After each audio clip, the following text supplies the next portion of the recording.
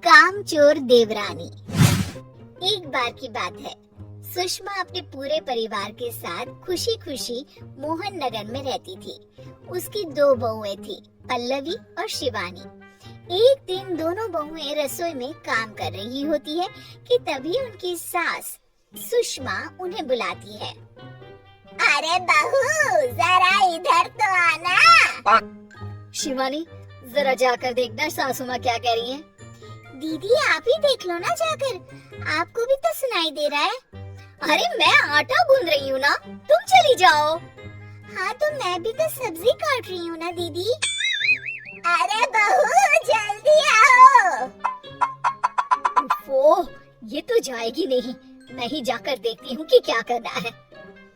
पल्लवी सुषमा के कमरे में जाती है। जी मम्मी जी, क्या हुआ?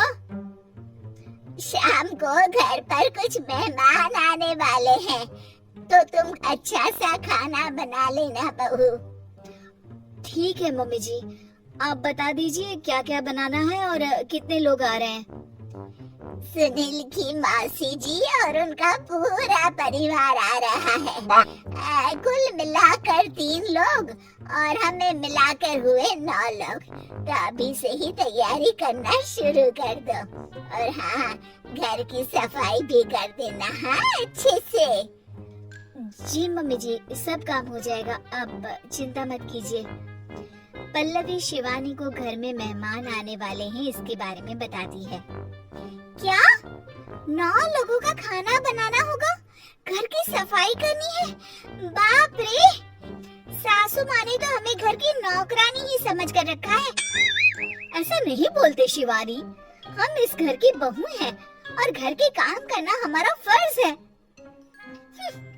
दीदी तो है ही सासू माँ की चमची, जब देखो सासू माँ सासू माँ।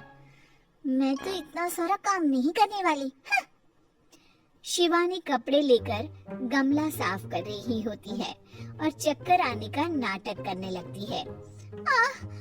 मेरा सर चकरा रहा है। तभी वहाँ पल्लवी और सासू माँ जाते हैं। अरे बहू, क्या हो गया तुम्हें? मम्मी जी, बहुत तेज सर में दर्द हो रहा है। तुम एक काम करो शिवानी, आराम कर लो। नहीं नहीं दीदी, घर में मेहमान आने वाले हैं, मुझे आपकी मदद करनी चाहिए। अरे कोई बात नहीं शिवानी, तुम आराम कर लो, मैं सब काम कर लूंगी। ठीक है दीदी, अगर आप इतना कह रही हैं तो आराम कर लेती हूँ। शिवानी आराम से अपने कमरे में मैगजीन पढ़ रही होती है। इसे कहते हैं आराम की जिंदगी। इतना सारा काम। चलो सारा काम खत्म हो गया, शिवानी को दिखाती हूँ। शिवानी अपने कमरे में ईयरफोन में गाने सुनते सुनते सो जाती है और उसके साइड में मैगजीन भी रखी होती है। पल्लवी वहाँ आ जाती है और वो सब देखती है। ओहो, तो मतलब सब काम चोरी का बहाना था। अभी बताती हूँ इसको। घर का सारा काम मुझे करना पड़ा और ये महारानी यहाँ मैगजीन पढ़ रही है, गाने सुन रही है। पल्लवी रसोई से एक प्लेट और चम्मच लेकर आती है और शिवानी को थाली बजाकर उठाने लगती है। शिवानी अचानक से उठती है। उठ गई महारानी, गाने भी सुन लिए, मैगजीन भी पढ़ ली। तुम तो बहुत बड़ी झूठी निकली शिवानी। तुमने सर दर्द का बहाना बनाया ताकि काम करने से बच सको। हाँ बनाया बहाना, तो क्या करती, इतने सारे काम करती। मुझे कोई शौक नहीं है चापलूसी का। क्या चापलूसी? तुम्हें लगता है कि मैं सारे काम चापलूसी के लिए कर रही हूँ? और नहीं तो क्या। तभी वहाँ सासू माँ जाती हैं। अरे बहू, वो लोग बस आने ही वाले हैं, तुम तैयारियां कर लो। जी सासू माँ, तुझे तो मैं बाद में देखती हूँ। सब खाना खाने बैठते हैं और खाना शुरू करते हैं। तभी सुनील की मौसी बोलती है। वाह भाई वाह, खाना तो बहुत ही अच्छा बना है सुषमा जी, एक एक चीज में क्या स्वाद है। ये सुनकर शिवानी मुंह बना लेती है।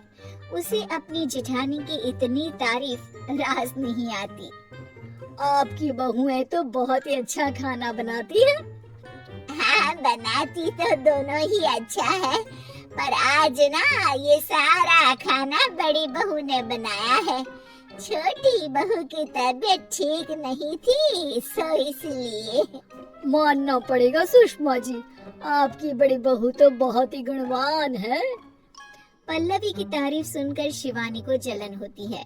पल्लवी ये सुनकर खुश हो जाती है और शिवानी की तरफ देखकर उसे चिढ़ाती है। कुछ देर बाद मेहमानों के जाने का वक्त हो जाता है। मौसी जी सबके लिए उपहार लाई होती है। वो सबको शगुन के पैसे देती है और अंत में पल्लवी के पास आती है। तुम्हारे लिए शगुन का लिफाफा तो है ही, पर बहू तुम्हें एक और उपहार भी मिलेगा इतना अच्छा खाना बनाने के लिए। मौसी अपने सोने के कंगन निकालकर पल्लवी को पहना देती है। ये लो, ये मेरे मनपसंद कंगन है, अब से ये तुम्हारे हुए। धन्यवाद मौसी जी। ये देखकर शिवानी तो पूरी तरह से जल जाती है और गुस्से से रसोई में चली जाती है। तभी वहाँ पल्लवी आ जाती है और उसे अपने कंगन दिखाने लगती है। देवरानी जी, अब आपका सर दर्द ठीक तो है ना? मुझे लगता है कि अब सर दर्द शुरू हो गया होगा आपका। उम्मीद है कि आपको हमारी ये कहानी पसंद आई होगी। कृपया हमारे चैनल को सब्सक्राइब करें और सभी अपडेट्स के लिए बेल आइकन जरूर क्लिक करें। और हाँ, वीडियो लाइक और शेयर करना मत भूलिएगा।